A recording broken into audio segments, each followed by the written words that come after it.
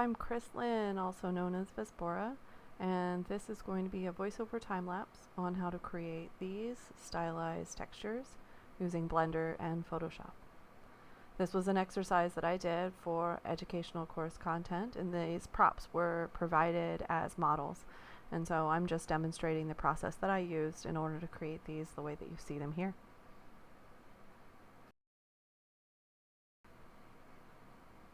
Alright, so this recording is sped up to 3 times what I actually worked in. And as I mentioned in the intro, the models were provided to me as part of the course content, so all we're focusing on is the texturing, which is pretty great.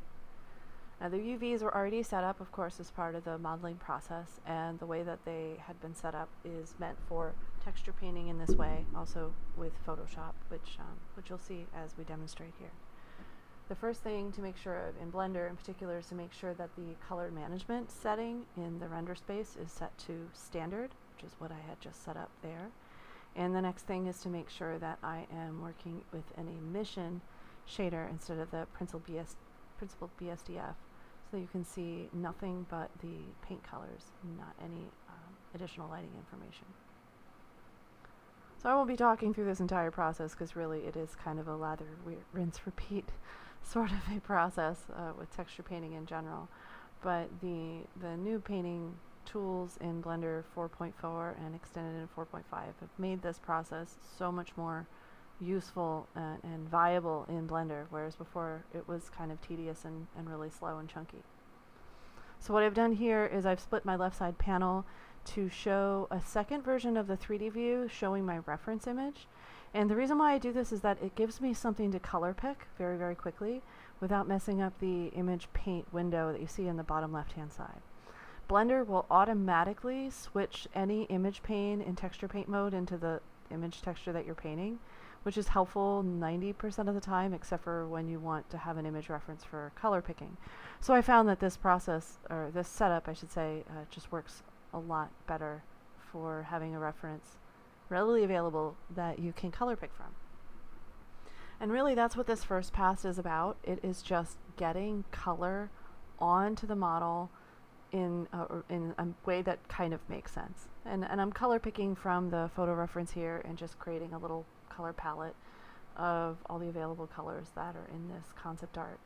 And I'm just using the soft brush, the standard soft brush that's coming with the most recent version of Blender, and I'm just slapping on colors as best as I can. Now, I am using edit mode to go into a selection view and making an attempt to mask out spaces, because I like to paint fast and loose, and I don't want to have to worry about bleed over into the separate areas. So what I eventually do is I start separating out parts of the mesh in order to kind of create object masking, which will make more sense when I actually do it. But the thing is that like the model itself isn't quite so important, you know, so you can kind of at this point just tear it apart as you need to make the painting process as efficient as possible. So right now I haven't really done anything to the geometry just yet. I'm just slapping on the very obvious highlights and shadows from the concept art. And the objective here was to meet or match the concept art as accurately as possible.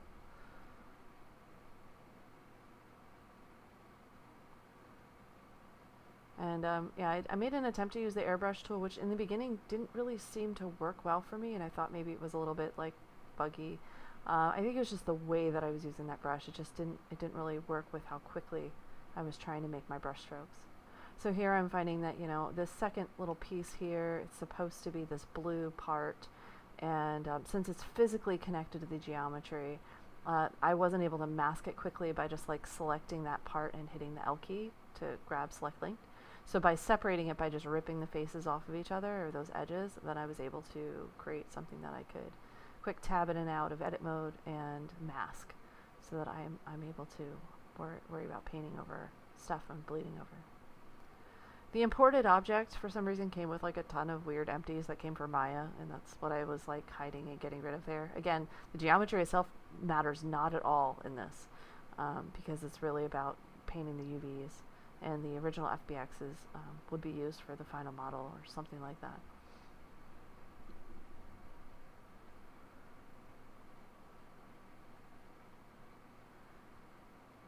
point here is to not get precious. I mean, you are painting on a single layer, which can be intimidating as it is. So it's really just trying to observe what are the major highlight colors, what are the major shadow colors, and we get in this definition of forms. And by having the wireframe mode on here, I'm able to follow the lines of the geometry. But of course, when you're painting, you don't want that on the whole time. So that's another objective of this first pass, is to get all of the general shaded forms defined in color so that I can then turn off those wireframes and then begin to paint appropriately.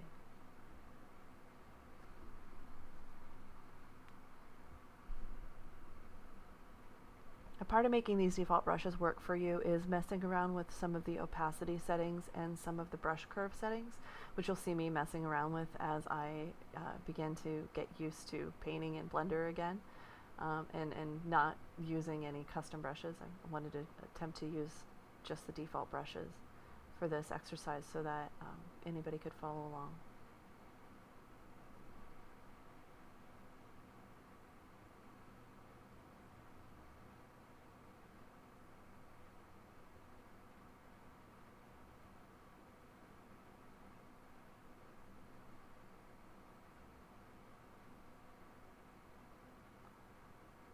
There's a signature part of the Warcrafty style is the extremely contrasty shadows and shiny edges.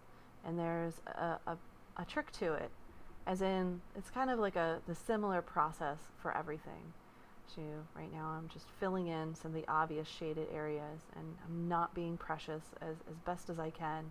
It's totally okay coloring outside the lines, quite literally here, just to get some shape and form on the flat colors that you can then use as guidelines in refinement as the actual textures take shape.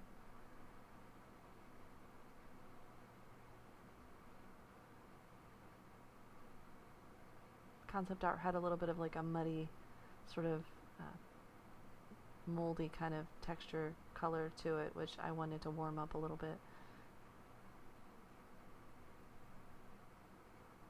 And the messiness of these brush strokes actually really work to your advantage later, because it adds complexity.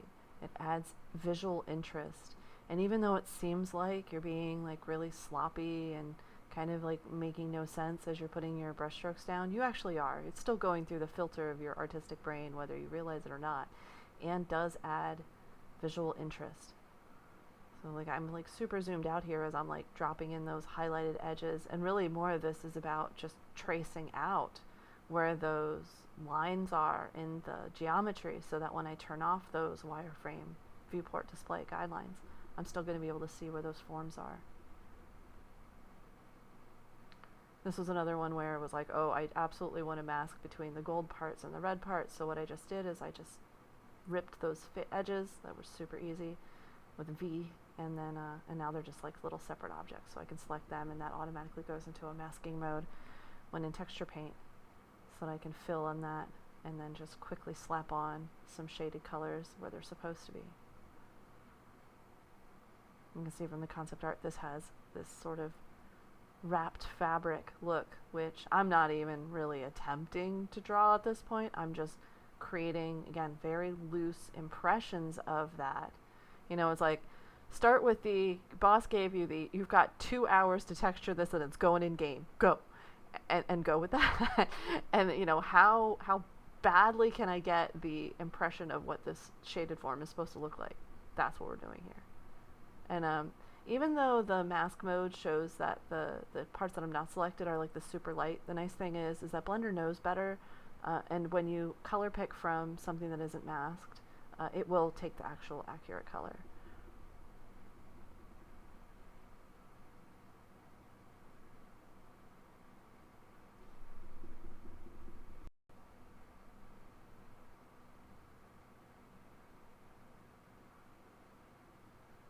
And since I'm doing both a sword and a shield combo, I'm really trying to not focus too much on an individual part for too long, really just pushing myself to get a coat of color on everything before I get too far into any section with details.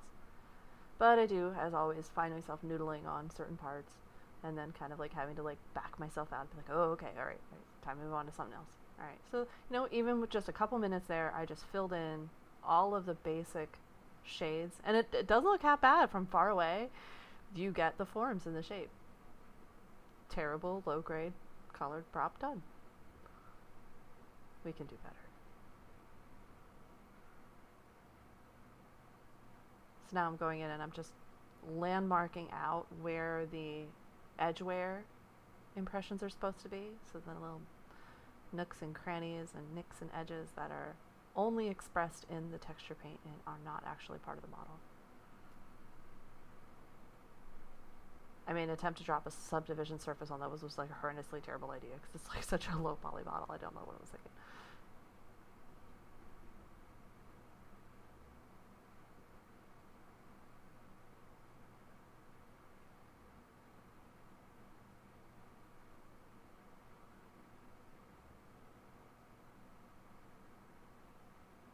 So I'm like, actually, the brush sensitivity or the sharpness of the brush, I just couldn't quite get it right with the brush size that I was using.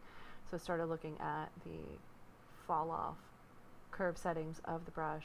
I didn't do too much here, but that is extremely useful when going from, you can make any brush into something that's airbrush shaped or super sharp without having to switch brushes. You just have to change that fall off curve, which is fantastic. And the trick to really getting those Warcrafty edges looking the way that they do in that signature look is dark, light, dark. So on the edges, on the edge rim, you always have some type of a sharp highlight. And then on either side of it, the color is darker a little bit to push the contrast of those edges out. And then it sort of just fades in and out from there, depending on the ambient space. And when I say ambient space, I mean like the general lighting direction that you've chosen to light your prop from. And you do kind of create like an artificial light source that you're painting everything from to make it cohesive. And that goes very similar to what an ambient occlusion pass would do, which is to say, you're putting in those shadows around where elements are colliding with each other and highlights on certain edges and then just pushing it from there. In fact, starting with, and if you have a high resolution sculpted object that you're using for your low poly prop, you can create an ambient occlusion bake from that and get a really great starting point for your lighting and shading for texture painting. And that's a very common process used. I know a number of League of Legends artists, some of their tutorials, they are excellent at showing that and the very efficient workflow that they have created from that using an AO bake as their basis for painting. But we ain't got none of that here. We're just doing it from scratch.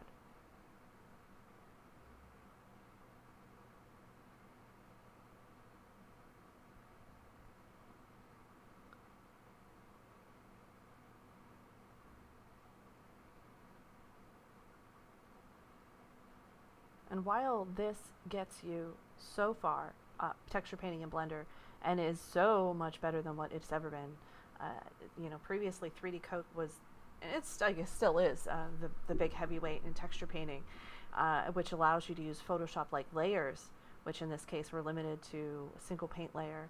But the speed and flexibility and the brushes working the way that they are, this is all fairly new to Blender, and prior to this there really hasn't been any other program that can do this as well, truthfully. So using popping into Photoshop and painting it in Photoshop and then bringing it in and out of the 3D program, that's originally how we were taught to do this using Maya. And I mean, with what Blender has available to us now, it's like cheating compared to what they have to do in there, which is why I was excited to demonstrate how this process has evolved with the tools that we have now. And I'm an indie, right? I'm mostly self-taught. I'm being formally educated as part of this process, but so a lot of my perspective comes from like, how do I do this with free tools, or how do I do this with cheap to not Maya tools, because the licensing, of course, is extremely prohibited for anyone that's not already in the industry. And so I'm really excited that we can get as far as we can in the fidelity of 3D painting and texture paint, because it's just, to be able to see what you're painting on the actual model, like nothing beats that. You'll be able to quickly rotate your model and see, well, how does this edge transition?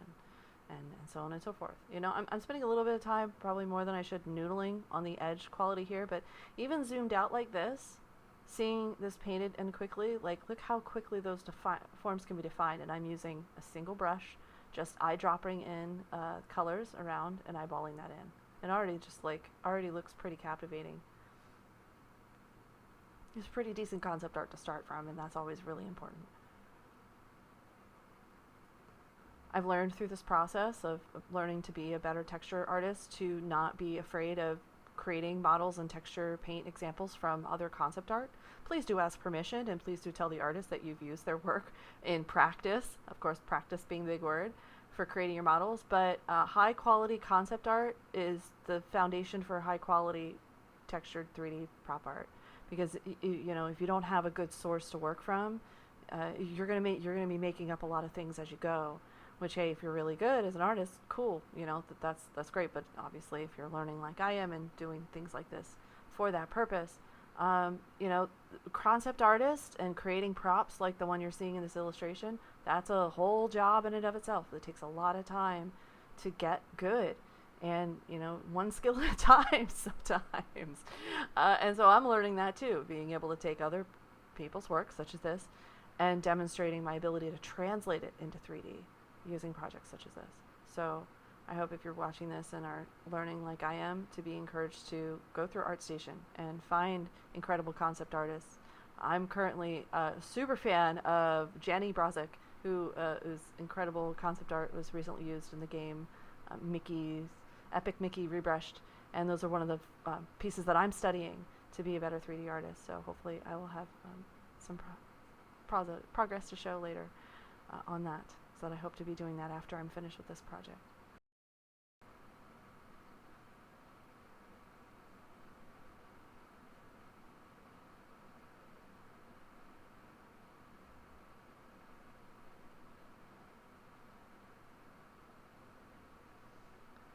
And so we're continuing to just add on color and textures. And the way that this prop has been UV'd, there's some pretty obvious what's called butterflying effect on the seams, so adding in some interesting elements like the wear and tear and nicks and cuts. I'm deviating a little bit from the concept art in that I want something that doesn't look super obvious from too many angles, that it's been butterflied, like let's see that bottom edge there. It's pretty obvious when you look at it from the side that the UV has been split down the middle there. I'm not stressing too much about it in this particular exercise, but it's definitely something to be aware of.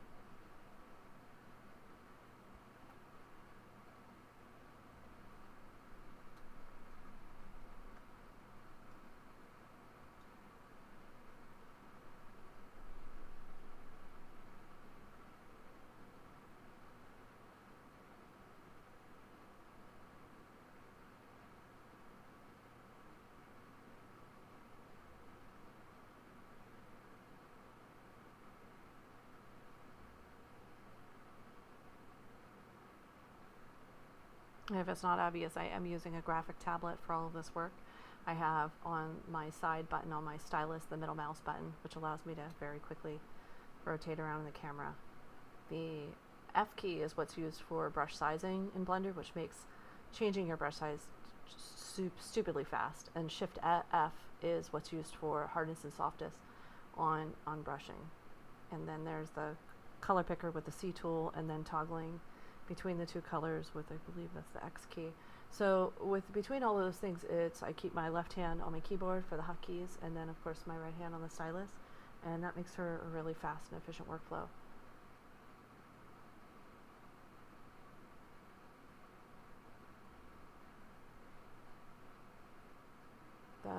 The brush also smudges with the Shift key, which actually is you know, not something that happens in Photoshop, and once I switched over to Photoshop I had to remember that wasn't how it worked, sort of like unlearning key bindings. But it's super helpful here in Blender, though it's the most likely thing to make things lag if you have a very high resolution UV, or you're trying to smudge like a very large surface area. That is a pretty good way to make your computer crunch for a second, so do be warned. Use sparingly.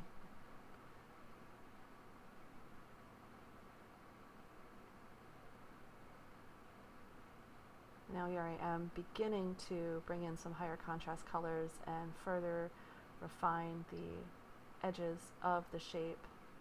And I messed around with this probably a little more than I needed to at this phase, but sometimes no effort is wasted, and no colors painted are wasted either, because again it adds to the complexity of the texture the more you paint and overpaint, as long as you don't accidentally turn yourself into a big pile of muddy colors, which is always something to be worried about. But even just going through this 1 or 2 times, I'm still learning the form as I'm painting over it, and kind of getting it into my artist brain. What is the shape? How does the light respond to this shape? Kind of creating this imaginary light source that needs to mostly be cohesive. But also remembering that shadows are never one solid color, and especially handy with this stylistic approach is to go dark on the edges and then fade it into light into the center area. So when you have like a large shaded area, like at the bottom of that hilt or on the sides especially, you'll see is that I start with the dark edge and then lighten in the center. See it a little bit there on the side, and then bring it back out to a lighter color. And that gives that definition of form that feels realistic. And as I was trying to cheat and use X symmetry, which will imply symmetry. In this case, it's not using the literal symmetrical mesh, which is why, because this is an asymmetrical model, did not go quite as I expected. So then I had to go back and repaint everything. But hey, it's nice to know those tools are, and sometimes they're useful. In this case, it wasn't. But the nice thing is that painting symmetry is not the same as like actual literal symmetry. It's just doing its best effort to take the center of the model and get the impression of where you're painting, and then just like spray it on the opposite side.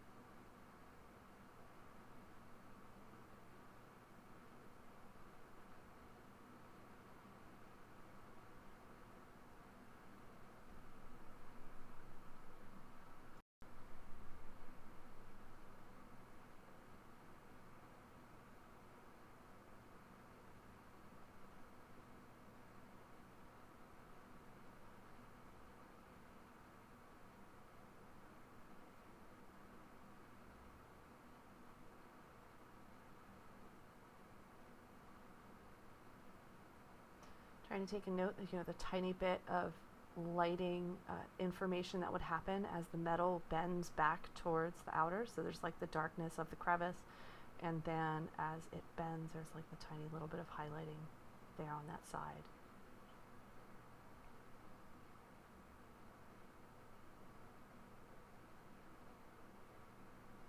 And even though these colors, this paint is still very, very sloppy. I'm working very fast and very sloppy. But the colors, the values are there, and the placement is mostly right. And it's about going in and cleaning it up, which is much easier to do in Photoshop with the whole range of brushes that we have available there. And then the ability to drop on new layers and start adding in some layer effects more intentionally. Now, you do have access to the brush modes like you do in Photoshop, such as multiply, screen, color dodge, that sort of stuff is all available here in Blender. And you can just change it from mix in the top left corner of that painting space to whatever you like. I just have not done that here. I'm just using base color and color picking. So that's sort of an addition too. You shouldn't really need that for your first. So this is more of like a value study pass more than anything else with colors. And even as I say that, with value study, I do recall seeing a texture artist, I think once again, one of the character artists from Riot, they paint in values with black and white for their first pass, which would be really cool. Actually, saying that out loud, it sounds like that would be really fun to practice also. And then being able to put in the colors on top of that. That would allow you to do things like an additional color swatch or color masking as well, allowing you to do dynamic in-game color switches like color palettes, and that's incredibly powerful, especially for games.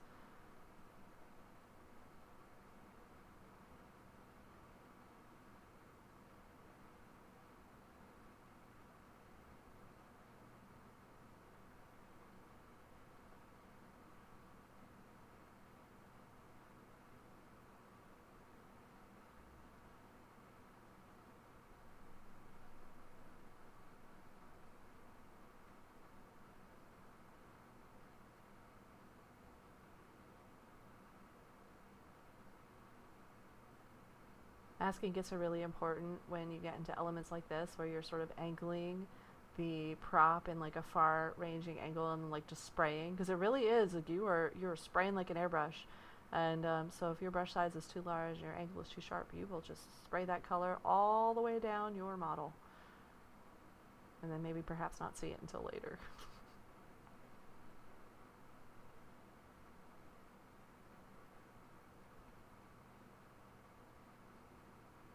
But the looseness and the sloppiness really kind of is an advantage here with this first pass. Like it makes interesting shapes.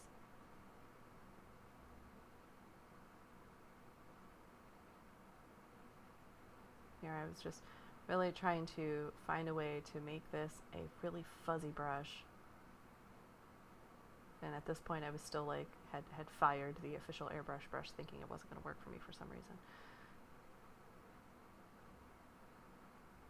And that worked out well.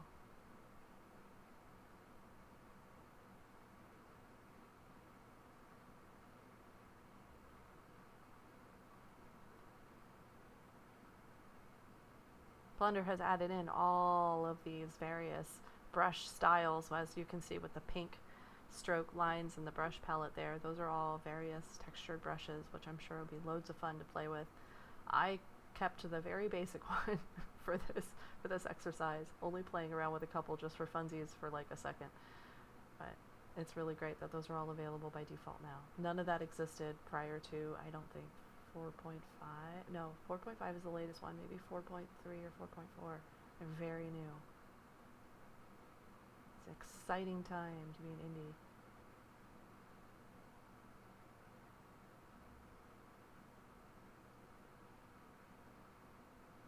This bit of the sword is obnoxiously low poly. It is literally a square, and to make the impression of it being what it's supposed to be with just such low polys to work with it's part of the fun and the challenge of low poly texture painting. How can I create the illusion that this is something that's so much more than what it is?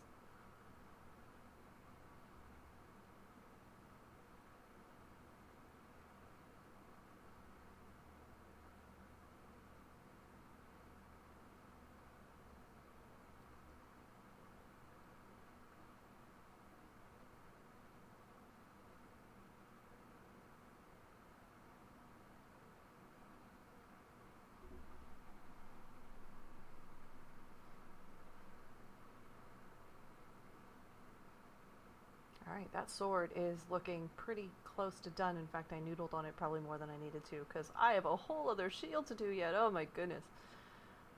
So this is just the same process as before with the sword. This geometry was a little bit tricky, and I did spend way too much time trying to figure out how I was going to separate the parts, because it wouldn't rip, as there's the error. It wouldn't rip. Nope, it's just not going to rip. So that made me think about how I was going to break this out, because it's just the speed in which being able to quickly mask using object selection just cannot be beat. So eventually I just decided to separate the major parts out from each other.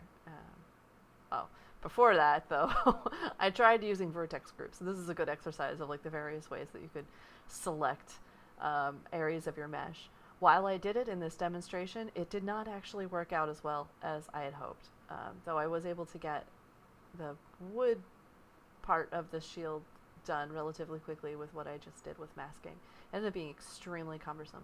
So, future me, talking to past me, talking to you now, watching this video, just separate by parts. Select the pieces that you want, and then hit P, separate by selection, and then go from there.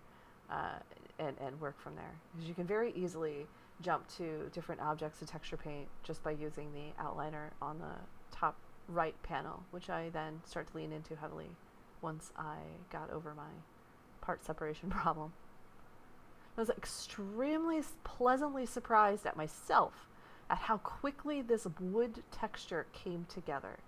And I don't know, I'm just going to call it like a random stroke of brilliance. It really did not need a whole lot more work after I had finished this first pass, and that honestly genuinely surprised me.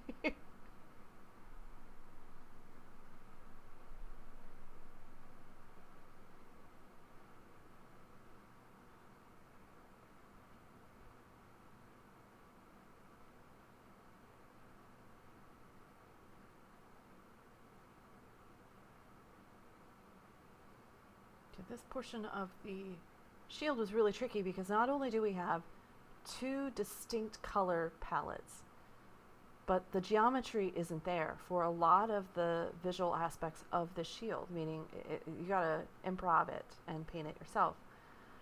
So I went through a couple different options as to how I was going to separate this out and also make it so that I could paint the teal parts of this piece without having to constantly worrying about masking and selection and so on and so forth.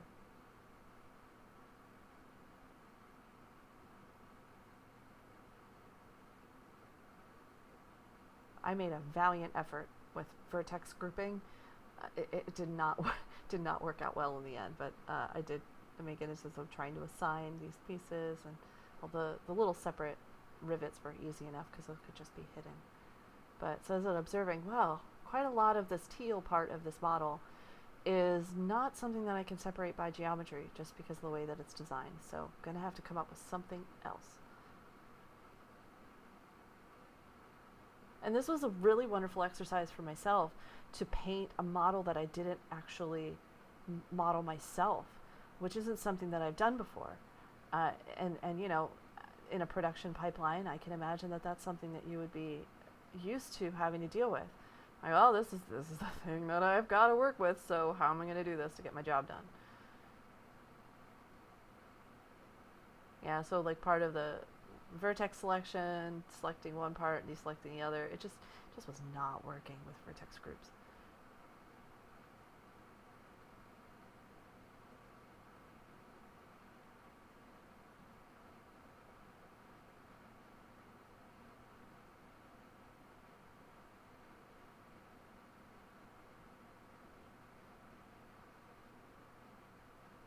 I still haven't given up on it yet.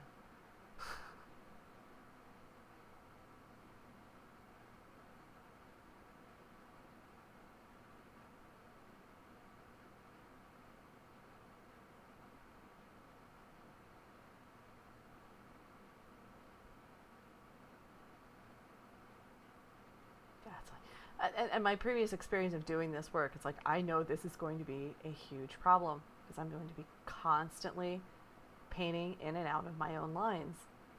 So like there's a huge advantage to being able to work broad and loose, especially at this phase, and I didn't want to have to get precious with edges like that. And I'm like, oh, okay, I'm trying, but this is not going to work. There's got to be a better way.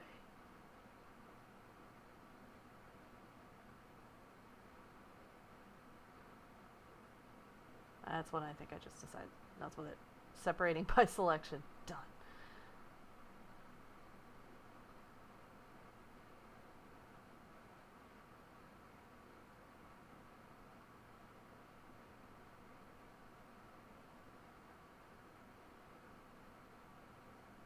And as I did actually miss a bit. So, you know, not a perfect process.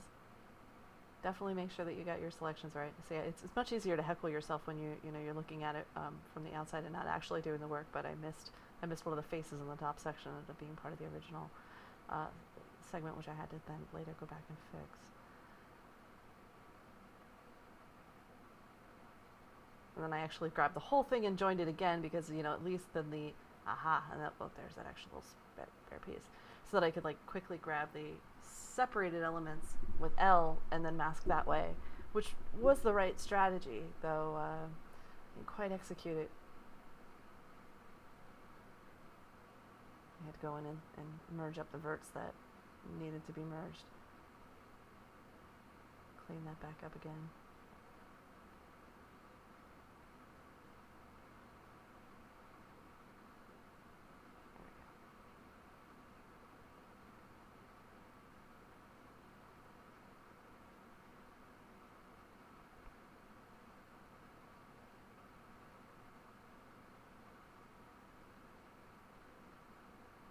This is when I started having the idea, what if I created a second texture with an alpha mask to hide these colors, to separate it. So you can actually paint on multiple layers with a single material in Blender.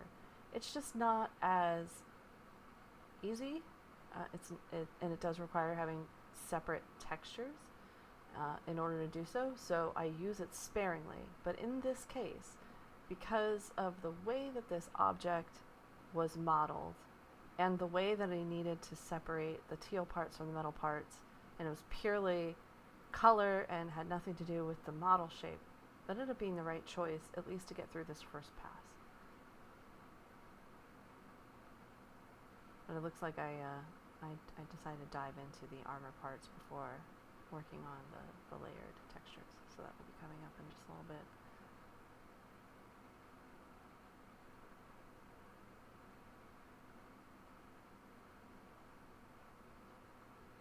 Yeah.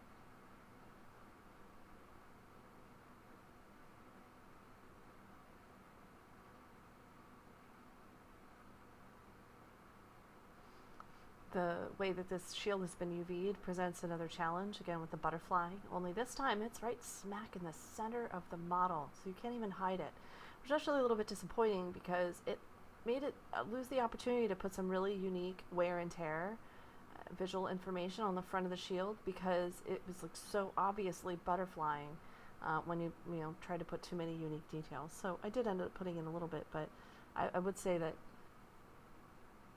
while a very efficient way to UV and definitely saved a lot of UV space by doing so, it does limit your artistic ability to create the illusion that perhaps it's not mirrored.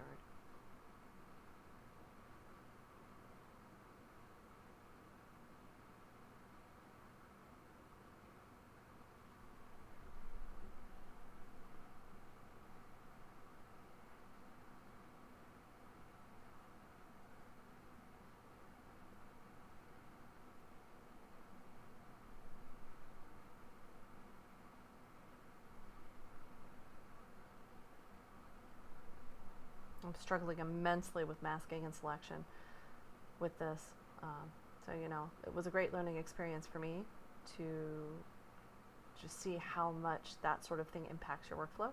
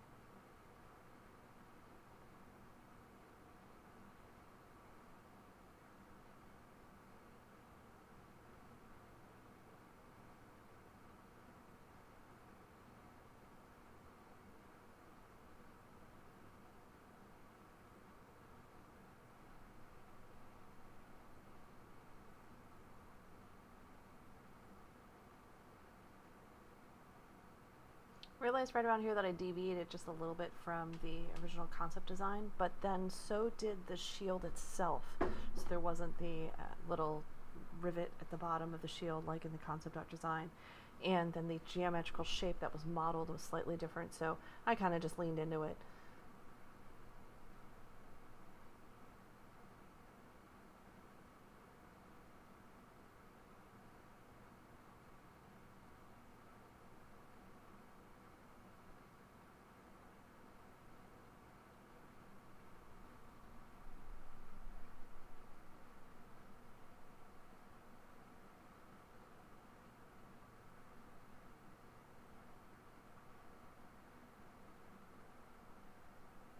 And here I'm really just trying to introduce a little bit of uniqueness in color and value, get some of the metallic hot spots that might be more visible, be able to push this a lot farther in the refinement phase, but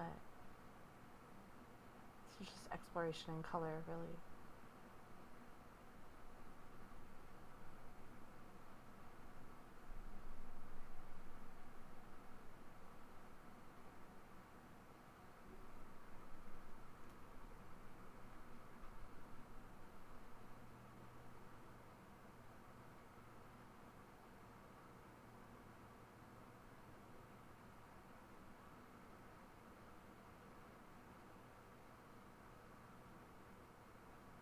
You may notice the reason why all of the lines in the geometry are bright blue is all of the edges are marked sharp currently. That's what makes them blue like that.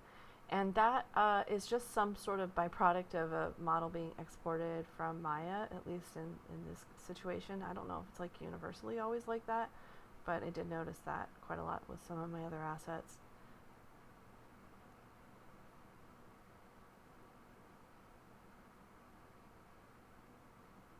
Here I've officially committed to just separating everything by parts, and then I'm able to very quickly go between the objects by clicking on them and then switching over to the texture paint mode by clicking the dot, which is super handy. Have not yet still solved that problem with the teal masking, which is what I have decided to solve here using a layer method. So I created two new image elements. First one is creating an alpha mask image, and I'm just creating a brand new image right here inside of Blender. I'm creating a add module, which is going to mix the two colors together and then use the mask as the factorial. So this is creating a new color texture that's just right now just for the teal paint. And first of all, I just plugged the mask right into the color so that I can then see what I'm painting. And this took me a little bit because I could not quite remember what the process was right away, but it didn't take me long to remember.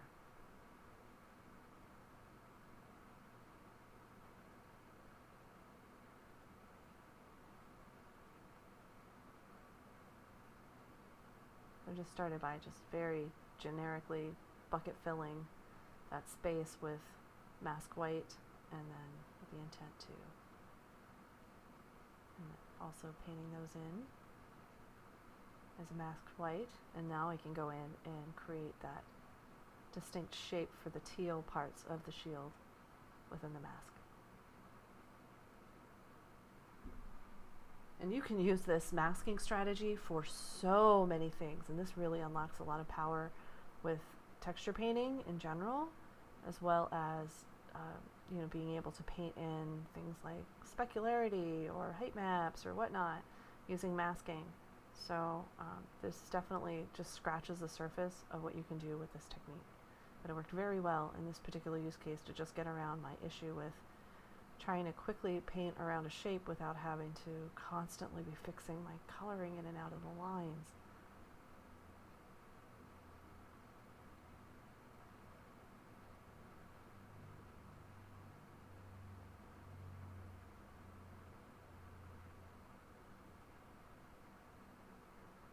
And my eyeballing that general geometric shape that the shield design was, I wasn't 100% accurate, but it still worked out okay.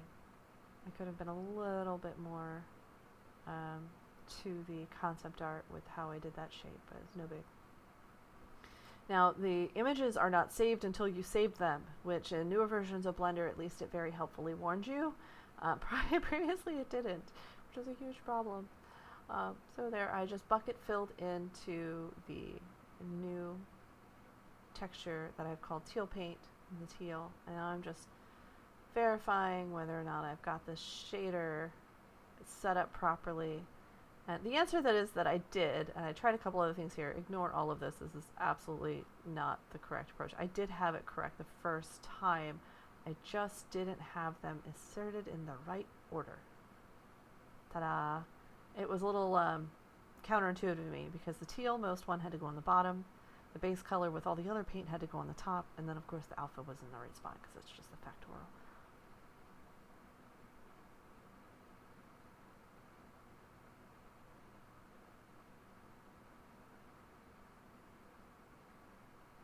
And what's important to note is that that very top menu in the top middle of the active area in the 3D port where I'm painting, that allows you to select which texture that you are painting on. So we have to deliberately switch to, in this case, the teal paint texture in order to paint on the teal, which is a little bit of annoyance, but not nearly as much of a tediousness as trying to constantly select or fix my color splashing.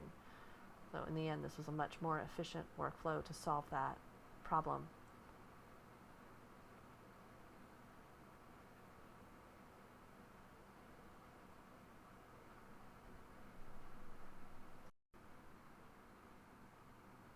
And I mean, every single one of these geometric shapes follows the same process, where it's slathering on some colors, adding in the shaded value, adding in the edge wear, highlight information, and then just adding in textural visual interest that follows what seems to be the most natural looking light source, which is sort of a pseudo frontward facing directional light.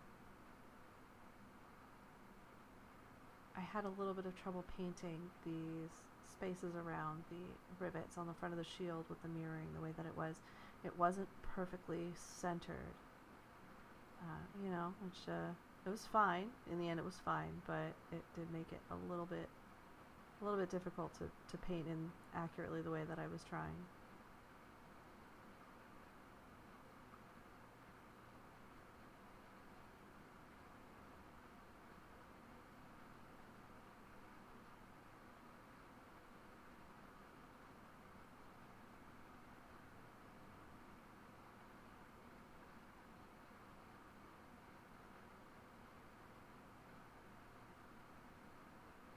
Again, bringing the darker colors to the edges and then lightening on the inside.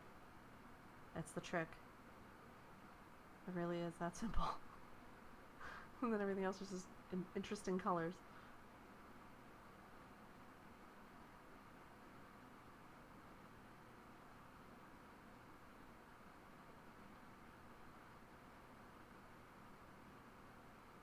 I decided to clean up all the bits in the shader that weren't actually needed. I wanted to experiment with a couple things. I was worried that perhaps it was still bleeding through the color underneath, but it turns out I was just seeing things.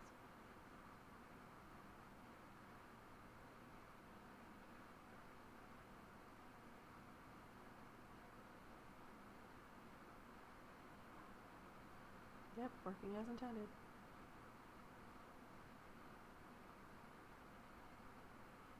Yeah, this portion, and again, making sure that I was switched to the new base color, or rather the previous base color texture, and not the new teal texture.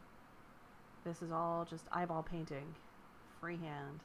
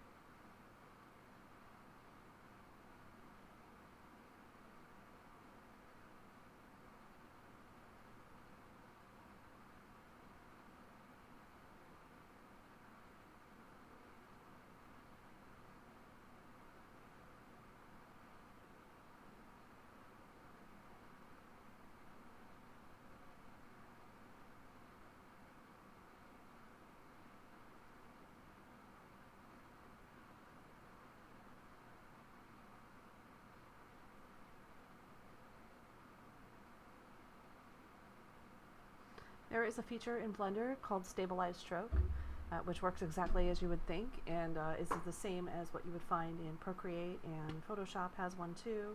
And I'm just not using it here, but it works exactly the same and works very, very well, and has the same type of configuration settings, which is how long is the lazy string, if you wanted a string pull on your stabilized stroke, and so on and so forth.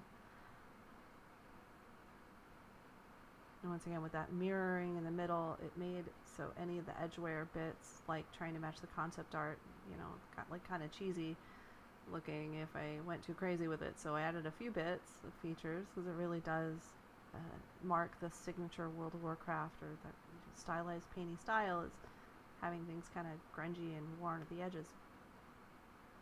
But it's so obviously mirrored.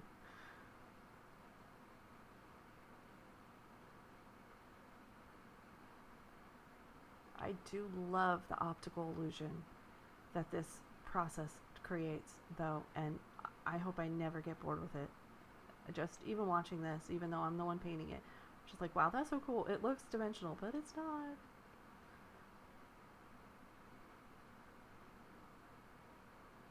So I did play a little bit with some of I was trying to do like an overlay there to do some like color blending, but then sort of decided against it.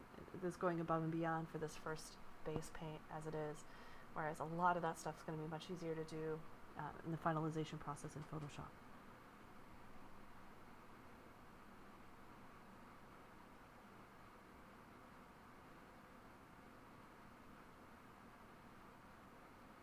And adding in that just that tiny little bit of a highlight at the base of where it meets, it really does make that pop out and looks a lot more natural.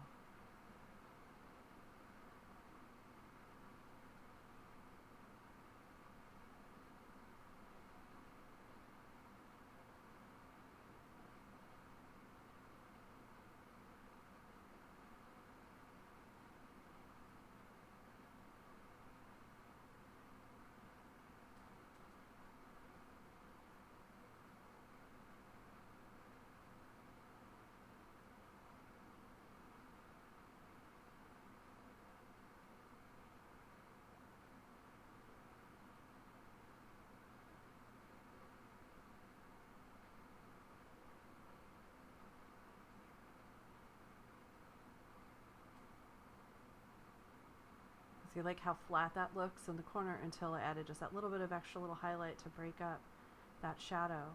And when you're focusing in on that side, when you just see the model from that side, it makes sense. And I think that's why that technique works so well with 3D painted props the way that it does, if I were to speculate.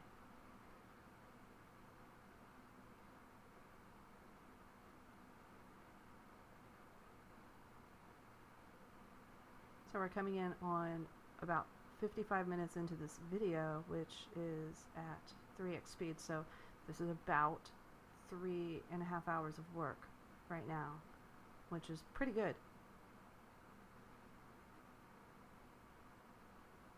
You know, trying to create some edge wear and cracks and things in the armor, but fighting against that super predictable butterfly effect.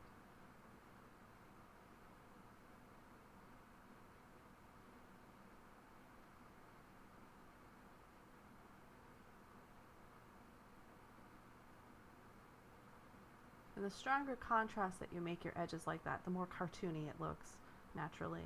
I like that. I push that even farther in the Photoshop phase, but that's something to also be aware of.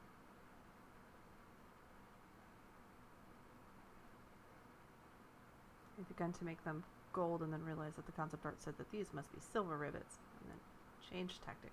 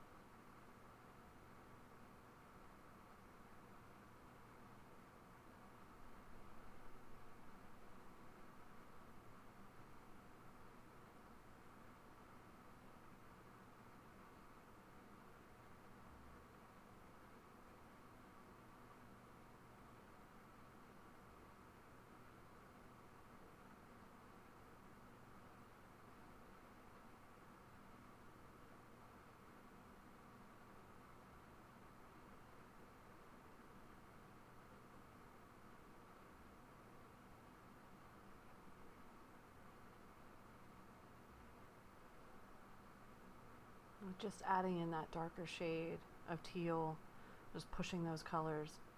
It doesn't take much to really start to get the definition of form with that technique, and it's very simple. And then once you kind of get into that workflow, it definitely it made things move a lot faster for me. And I think it's, you know, you learn by doing, and even though I hope that this demonstration helps turbocharge your ability to do this work also, you know, there's nothing that beats doing it yourself and feeling out how that makes sense to you in defining the forms with your creative mind and your creative style.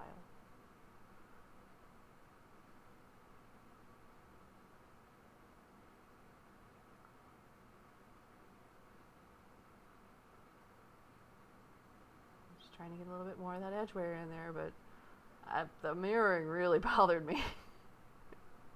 It doesn't look bad. Like, I'm probably being overly critical.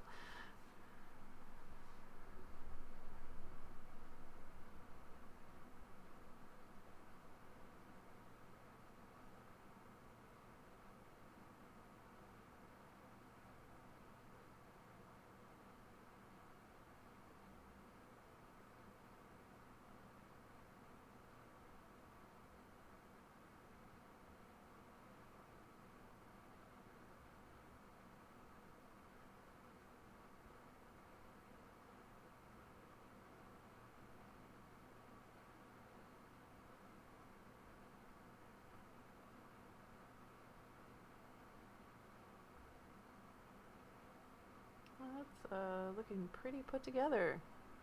Just about done.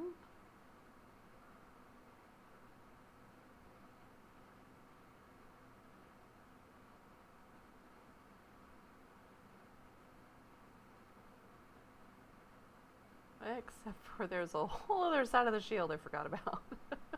And there was a part of me that was like, no, I'm just going to do that. That'll call it done. And I was like, no, that's not how we do it the right way. So I realized I absolutely had to improv texture paint the back. And we had some really fantastic reference for this assignment. And so I decided to come at it in a very similar way as one of the examples that we were given. First, I had to make sure that that masking was going to work for the teal parts, and as you can see, I painted it first in not a black or a white color, which meant that the mask was going to be some type of translucency, which is definitely not what we wanted for this. So to go in, paint in that white spot for the mask, and then it was also the same for that lower part, the teal. I mean, the multi-layer process with the masking worked out fantastically well. I mean, the swapping between the textures to paint was a little bit tedious, but it was a trade-off well worth it in order to get just a really fast texture painting in this way with masking.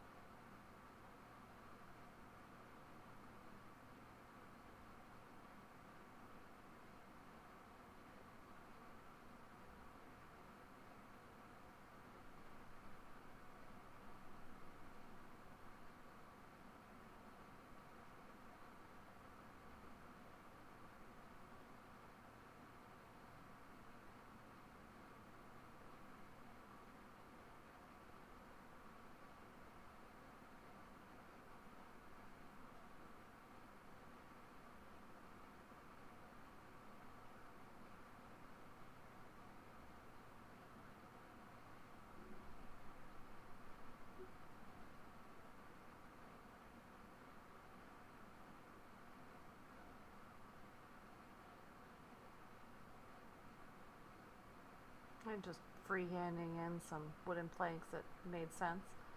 And this was a lot of fun. I am actually really looking forward to doing more stylized wood textures after doing this bit. I don't know if maybe I just have a knack for it, but I was, again, like really pleasantly surprised at my ability to texture paint wooden plank.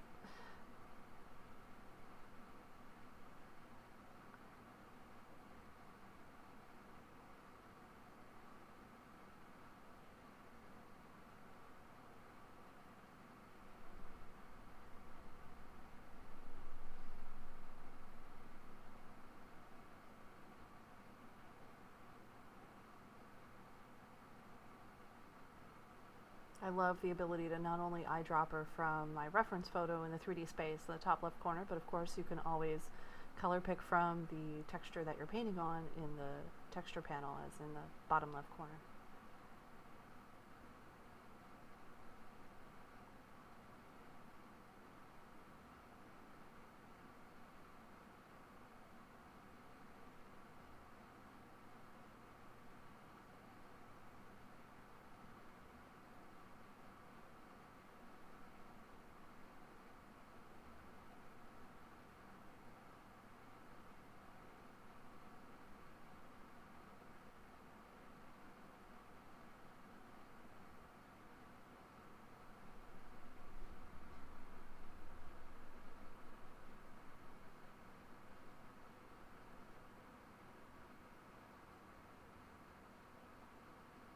And that came together very quickly, surprising even myself.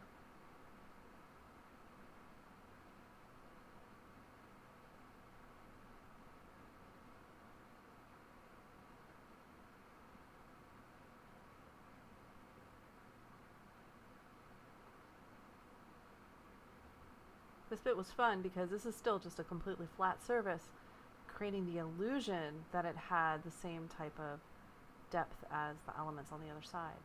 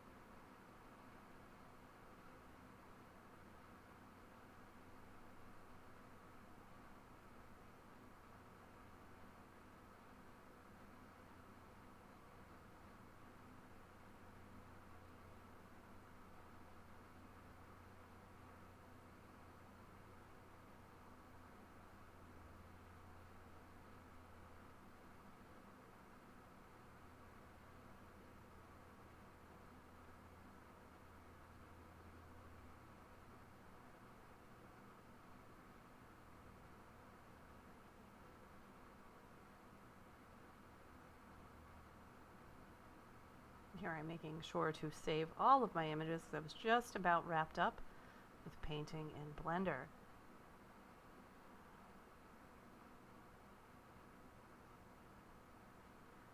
And now, Photoshop. Actually, quite a lot of the work was done in Blender, and really this next part was just making sure, well, it seems I don't know where that teal image got saved to, but it wasn't in the same folder as the rest of them. So what I was able to do is then just create a mask from the alpha that I had created, and then was able to drop all those images in. And this is just a little bit of a folder organization. I created a new folder called Overpaint, and I generally tend to organize my Photoshop layers by their stylistic type. So this is, I first started with just an overlay pass, and this is just to just punch up some of these colors a little bit from the sort of flat color scheme that I had used in painting. And definitely this is what takes it from being a pretty decent paint to a much better paint, professional grade paint. Between the being able to get in there, really get in there and noodle in on the details, and also just push all of the colors a little bit farther than perhaps maybe what you could see in the 3D space, at least for me.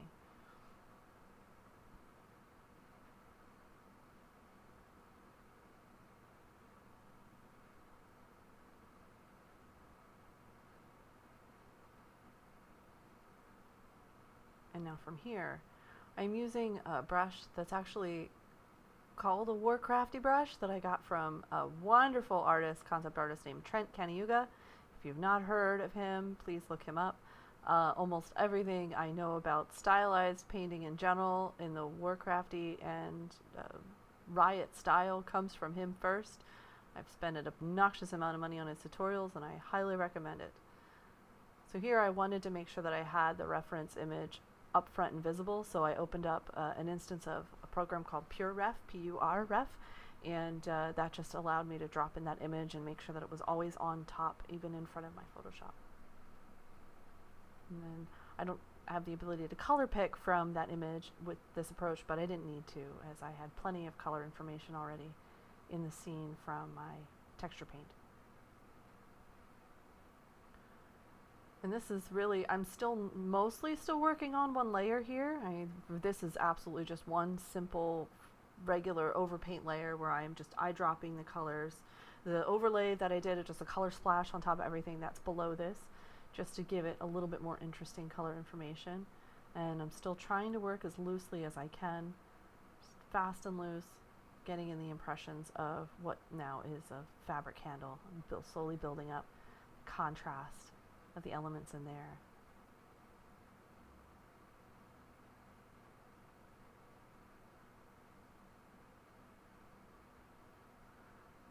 The selected area is still masked, I just hid it, so the dancing ants, technically, they still exist.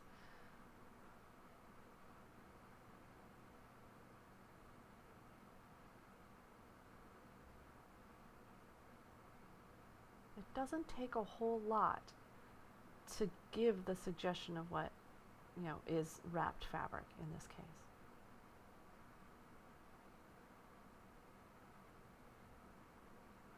Now here it's, this is mostly just cleaning up those rough edges, adding in interesting color variations, and making interesting shapes. And by that, it's going over every part and making sure that, if a brush stroke looks sloppy, that it's looking sloppy on purpose. It's making sure that everything that is marked on the object is done so intentionally, even when it's loose.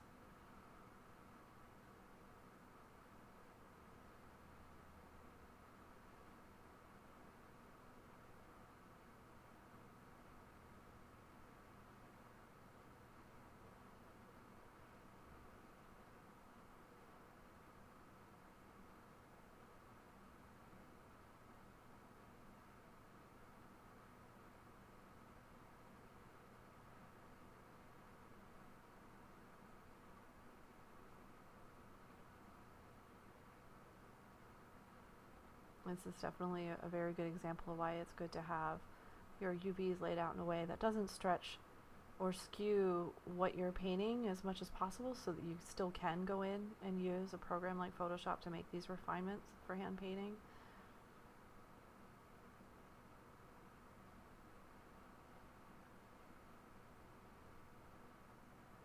If you have distorted UVs, meshes, even though when you're looking at it in the 3D space it can make perfect sense, and then you open it up in Photoshop and it's really stretched and distorted, it may be hard for you to be able to visualize what you're actually painting in a flattened space.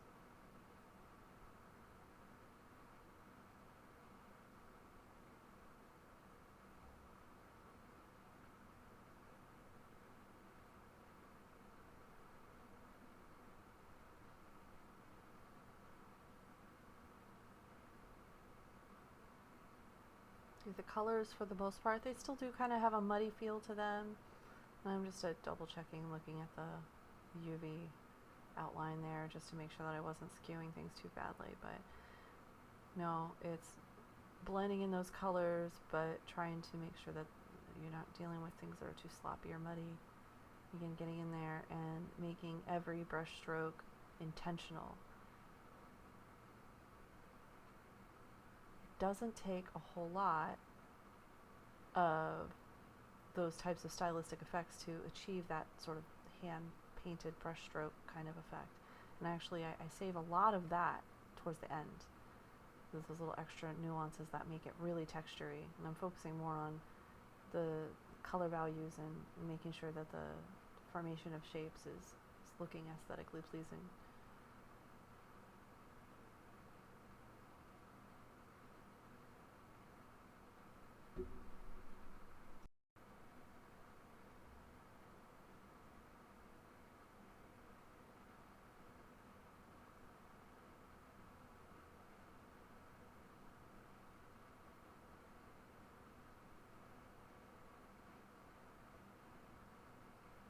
So here, yeah, I'm creating a deliberate overlay layer, and I just called it overlay. I don't need too many layers. I mean, this is not a complicated piece. I mean, your painting style is your painting style, but the sooner you can get used to doing everything on a few layers, the easier it is to keep track of what you're doing. And I think the more confident of a painter you get. You know, I think it's like getting too crazy with the layers means you're afraid of making mistakes, and there are no mistakes. You paint over it again. It's just color interest.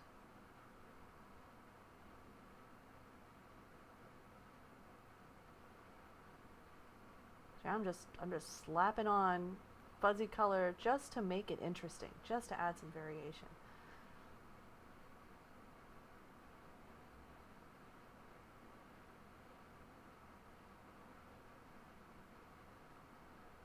But then I drop right back into that overpaint layer, and I'm continuing to keep most of the cleanup phase on that layer.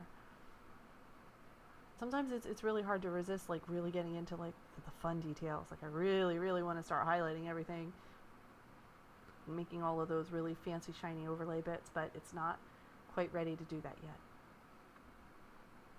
And that type of discernment really only comes from just doing this repeated and knowing the steps in the process.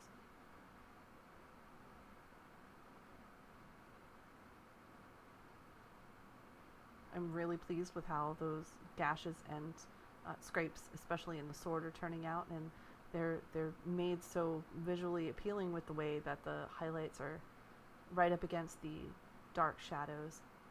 It's so close to being cartoony, but I wanted it to be that way. I like that style. I kind of wanted to lean into that a little bit. Now I've created a multiply layer to just go in and just add some more ambient occlusion style shading around the edges.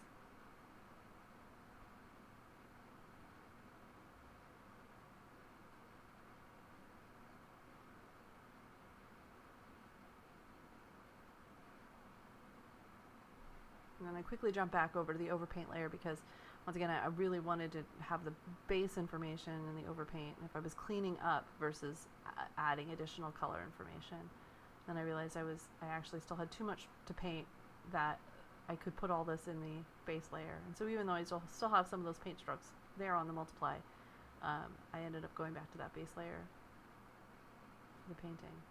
Here I've made a screen layer in order to do the highlighting. So all of the edge information that I'm adding in here, all of it was done using a screen, which is super efficient because then all you really have to do is eyedropper the color that you're currently painting on top of, and that's going to be the pretty darn close to accurate screen color.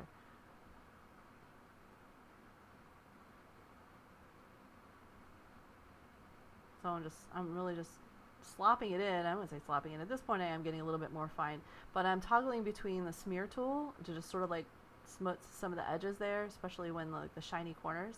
I just found that it just looks nice, and then I also wanted to make sure to drop a nice edge highlight on that blade. And as I was going down with a much larger brush on those edges, I was also swapping in and doing some smudges too, which happened so quickly you could probably barely even see that I did it. And from here the smudge tool looks exactly the same as the brush tool. And just adding in a little bit of highlight information with the multiply tool on everything. And again, just like the screen tool, like just eyedropper whatever color I'm on top of, and that's gonna be a pretty good color to use.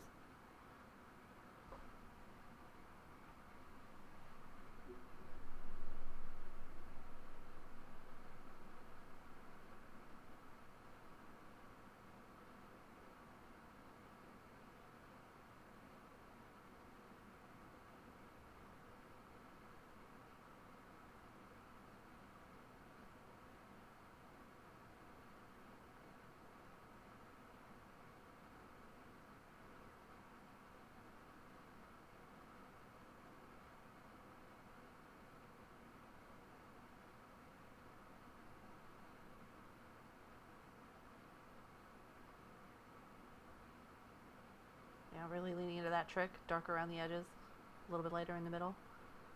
Really gives the illusion of depth.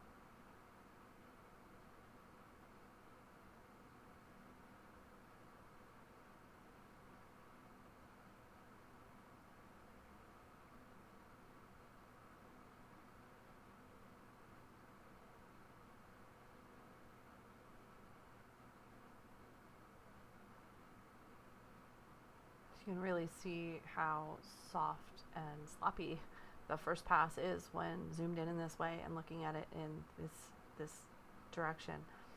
It's all clean and all the values there, so it's great. But when it starts to fall apart when you zoom in, and just going through and tidying all of those edges up and really defining the values, it just really takes it from not bad to much better. I surprised myself with this process, actually. I mean, I've done this style of texture painting a number of times already, not quite to this extent. So I absolutely learned quite a lot about my own painting process through this, and I'm super glad that I took the time also to record it, to not only just share with anyone else who needs it, but also to remember the things that I've learned. And I get just as much out of making these tutorials as I hope anybody else does by watching them. I've learned almost everything that I know about being an artist in this space, doing 3D texture art and game art in general, by all the incredible people, mostly of the Blender community, that post videos on YouTube. So I'm really glad that I have the chance to give it back, and I hope that this process is useful to see.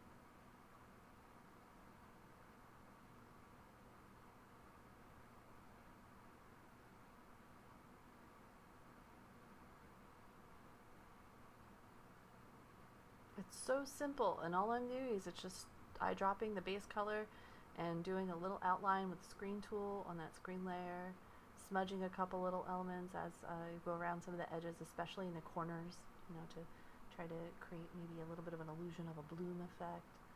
And it just adds so much depth and interest.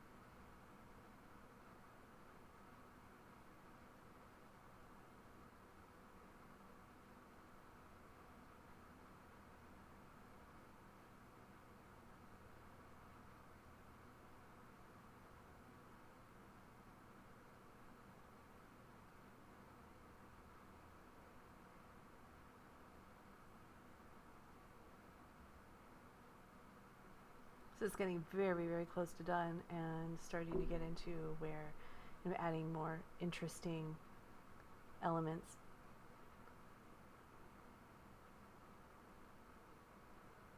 So absolutely everything needs a rim highlight. That is a signature to this style. It feels excessive, but then it just looks so good.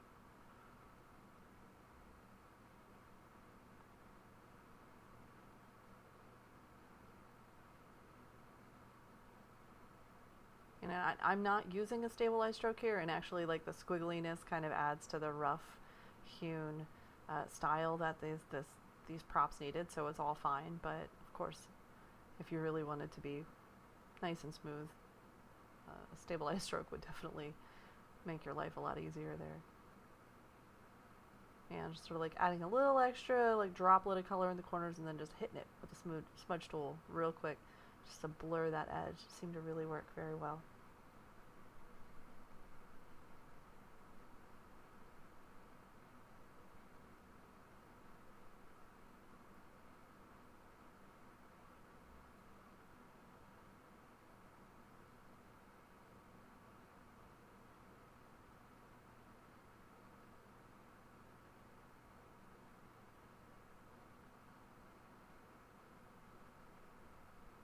So I wanted to see how this was shaping up in Blender, so just by going back into Blender and hitting Alt-R to refresh the texture information, then I got rid of all the masking since now I had everything nice and flat.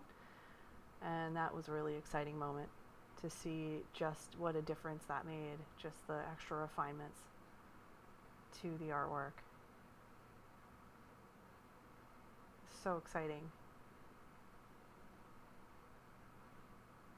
Got a few pieces to finish yet, but almost there. Realized that I didn't really do anything with the rivets, and even though like the very first like super rough pass on these like really was like pretty close to good. They didn't need much.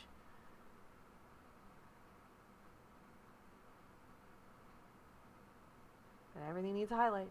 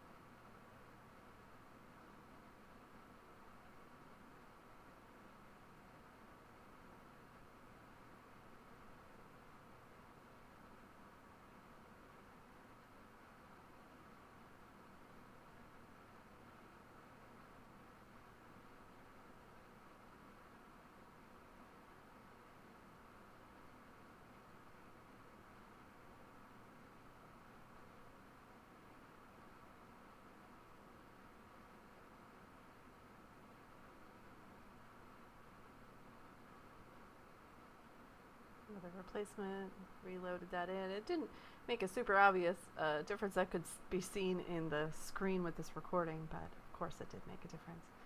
And now, final pass.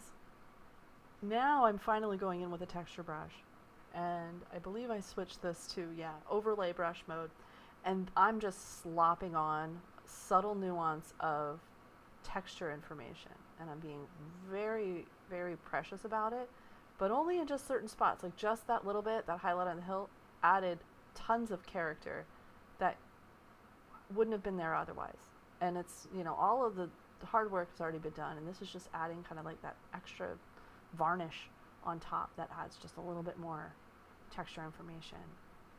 Something that just makes it more interesting.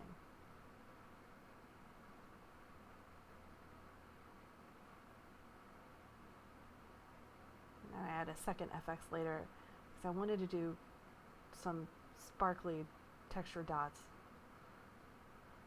Just a little mess. That's real subtle. You can hardly see it in the camera, but they're just these really rough sort of speckle dots. And I kind of go in and erased a lot of it, but just added just a little extra bit of texture. And I mean, from here on out, you could spend forever adding in the nuanced bits. And I wanted to also add in the color reflective effect that was in the original concept art. It was actually something that was brought up to us to make sure that we focused on. So that's just going in. It looks like just a simple screen layer, and just going in with a real subtle brush and just adding in and even erasing most of it, just the color information, the reflective color there on the blade, and then the red part on the hilt of the fabric, and then that part there, it's the underside, what would be seen from the underside of the hilt. And then bringing in a little bit of that teal color into the silver rivets, they would be picking up that color information from that portion of the shield. Nothing crazy, but just that little bit really does add that nice little extra effect. Then I wanted to see, if I could push these colors even more with a little bit of a contrast setting, and oh yes, that definitely helped. But instead of making it in a separate file, I decided to keep everything all nice and tidy in one Photoshop file by adding in an adjustment layer, which took me a minute to find because I moved my windows around. There we go, there's the level. So just doing the exact same thing I did in the other file, but now in my main Photoshop file.